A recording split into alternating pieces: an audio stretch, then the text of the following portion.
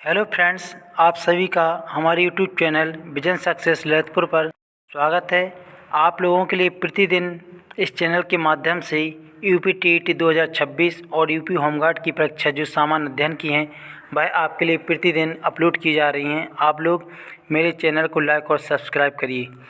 हम देखते हैं आगे। जब किसी परिस्थिति में अर्जित ज्ञान, अनुभव, प्रशिक्षण का उपयोग प्राणी के द्वारा किसी अन्य भिन्न प्रकार की उच्च स्तरीय परिस्थितियों के अध्ययन में किया जाता है, इसे क्या कहा जाता है? सीखने का ऊर्ध्व अंतरण, यानी कि सीखने का ऊर्ध्व अंतरण कहलाता है। जब किसी कंडीशन में अर्जित ज्ञान, अनुभव, प्रशिक्षण का उपयोग करके किसी दूसरी कंडीशन में व्यक्ति उसका उपयोग करे और उसमें सफलता पाए तो वह क्या कहलाता है? सीखने का ऊर्ध्व अंतरण कहलाता है। फ्रायड ने व्यक्तित्व के मनोलैंगिक विकास के संदर्भ में मुख्य रूप से कितनी अवस्थाएं बताई थीं? तो मनोलैंगिक सिद्धांत दिया था फ्रायड महोदय के द्वारा। इन्होंने कुल 5 अवस्थाओं का उल्लेख मिलता है। नंबर 1 होती है मुखी अवस्था, नंबर 2 होती है गुदीय अवस्था, लैंगिक अवस्था, अदृश्य अवस्था, जननेंद्रिय अवस्था। ये 5 प्रकार की इन्होंने अवस्थाओं के बारे में बताया है। हम इनकी अवस्थाओं की डिटेल्स क्लास जो चलेंगी उसमें इन पर बात करेंगे आगे। आइए, गेस्टाल्ट मनोविज्ञान की आधारशिला किसने रखी थी? तो गेस्टाल्ट मनोविज्ञान के अंतर्गत 4 जर्मन मनोवैज्ञानिक आते हैं, जिसमें से Max Wertheimer, Wolfgang Kohler, Kurt Lewin और कोर्ट कोपका। ये चारों मनोवैज्ञानिक शामिल होते हैं। इन्हें हम गेस्टाल्टवादी मनोविज्ञान के नाम से भी जानते हैं। अधिगम संबंधी क्षेत्र सिद्धांत किसने दिया था? तो अधिगम संबंधी क्षेत्र सिद्धांत कोर्ट लेविन महोदय जी के द्वारा दिया गया था। इनके अनुसार इन्होंने बताया था कि मानव व्यवहार व्यक्ति और वातावरण दोनों का क्या होता है? प्रतिफल होता है। मानव का जो व्यवहार होता है, मानव व्यवहार व्यक्ति और वातावरण दोनों का क्या होता है? प्रतिफल होता है। बुद्धि बाट या बैटरी किस परीक्षण से संबंधित है? तो सबसे पहले तो यही प्रश्न पूछा जाता है कि बुद्धि बाट या बैटरी परीक्षण बुद्धि मापने के लिए प्रयोग की जाती है। और यह एक कैसा परीक्षण होता है? यह होता है एक शाब्दिक परीक्षण होता है। अभिक्रमायोजित अधिगम का क्या अर्थ है? किसने असंप्रत्यय दिया था? तो शिक्षण एवं अधिगम की क्रिया को साकार रूप प्रदान करना अभिक्रमायोजित अधिगम कहलाता है। स्किनर महोदय के द्वारा अपने सिद्धांत में बताया गया है। त्रिविमीय सिद्धांत किसके द्वारा दिया गया था? तो त्रिविमीय सिद्धांत जेपी गिलफोर्ड व उनके सहयोगियों के द्वारा दिया गया था। जेपी गिलफोर्ड के द्वारा त्रिविमीय सिद्धांत दिया था।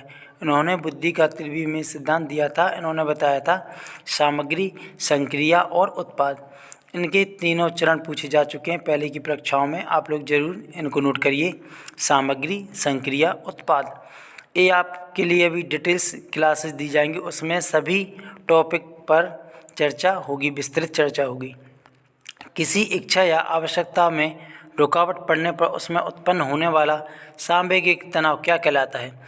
तो किसी इच्छा या आवश्यकता में रुकावट पड़ने पर उसमें जो उत्पन्न होने वाला जो सांवेगिक तनाव होता है, संवेग के आधार पर जो तनाव आता है व्यक्ति में, तो वह कहलाता है कुंठा। कुंठा की स्थिति हो जाती है। यदि कोई व्यक्ति चाहता कुछ है और उसको वह चीज़ उपलब्ध ना हो सही समय पर, तो उसमें क्या आ जाती है? उसमें कुंठा भाव जागृत हो जाता है। मैक्सवेल महोदय ने संवेग सिद्धांत दिया था, जिसमें से उन्होंने मूल संवेग 14 संवेग बताई गई थी। नैतिक विकास का सिद्धांत किसके द्वारा दिया गया था? तो नैतिक विकास का सिद्धांत कोहलरबर्ग द्वारा दिया गया था।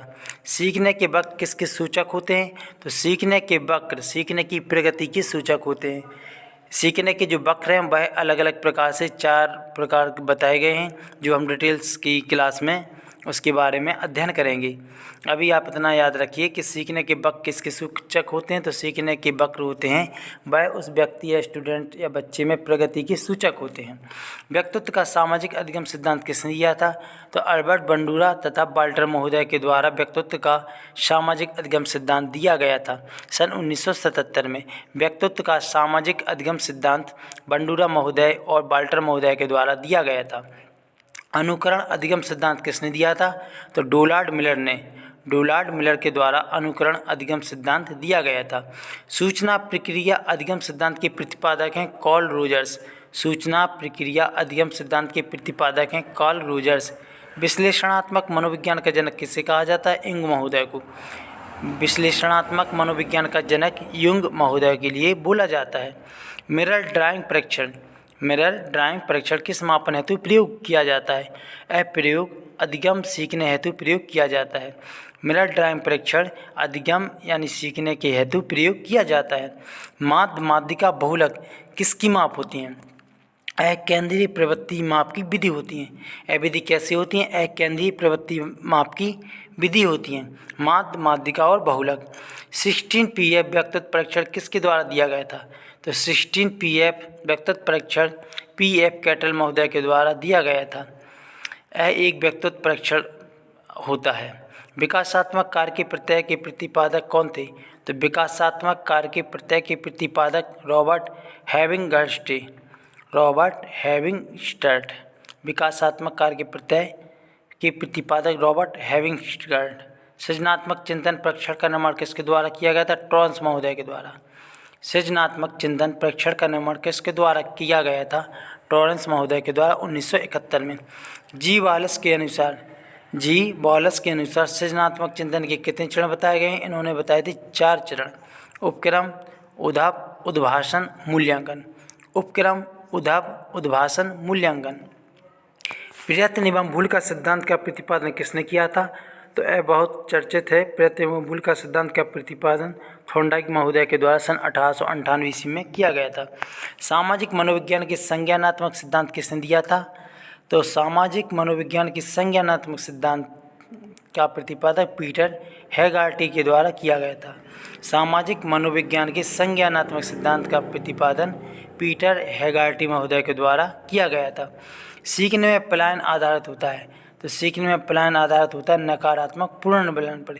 यदि विद्यालय में बच्चों को कठोर दंड दिया जाता है तो वह विद्यालय कभी कभी अथवा कभी नहीं आते हैं। इससे सीखने में पलायन की समस्या उत्पन्न होती है।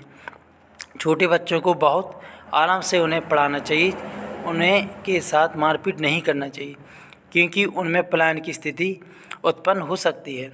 वुडवर्थ के अनुसार स्मृति के कितने आयाम बताए गए हैं? तो वुडवर्थ महोदय के अनुसार स्मृति के 4 स्तर बताए गए हैं। नंबर 1 सीखना, नंबर 2 धारण करना, नंबर 3 प्रत्याहार, नंबर 4 होता है पहचान करना। ये 4 स्तर पूछे जाते हैं पेपर में। TAT थर्मेटिक एपर्सेप्शन टेस्ट किसके द्वारा बनाया गया था? तो टेट प्रासंगिक अंतर्भूत परीक्षण का निर्माण सन 1935 में CD मॉर्गन तथा HA मुर्रे द्वारा किया गया था। CD मॉर्गन तथा HA मुर्रे द्वारा किया गया था। एक व्यक्तित्व मापन परीक्षण होता है। आपकी क्लास होती है समाप्त। आप लोग मेरी क्लास के साथ जुड़े रहिए। आपके लिए यहाँ पर प्रतिदिन क्लासें डाउनलोड की जाएंगी, यानी आपके लिए प्रतिदिन किसी भी माध्यम से आपके लिए क्लासेस दी जाएंगी। आप लोग इन क्लासेस को सही तरीके से क्रमबद्ध तरीके से पढ़िए और आगे अपने नोट्स में इसको लिखते भी जाइए। थैंक यू, धन्यवाद।